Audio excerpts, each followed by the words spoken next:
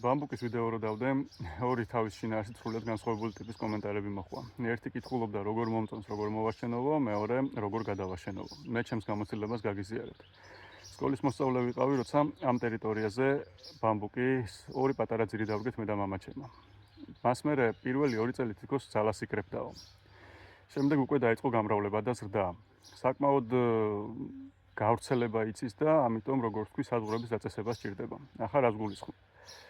ამ სეზონზე დაახლოებით 2 კვირის ინტერვალით სჭირდება ჩვეულებრივი სათიბით იმ ადგილის გადათიბვა, სადაც არ გინდათ რომ გავრცელდეს. საკმაოდ ნორჩი ღერო აქვს თავიდან და ძალიან მარტივი არის. მეტი არაფერი.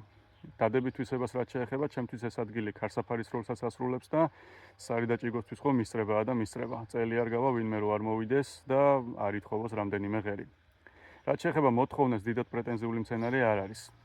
ყველანაირი ნიადაგს ერგება, თბილისშიც კარგად ხარობს, ერთადერთი სჭირდება ტენიანი მიწა, იმიტომ რომ ფესტოსისტემა მაღლა აქვს და თუ გამოშლა ზედაპირი მცენარეს დაიღუპება.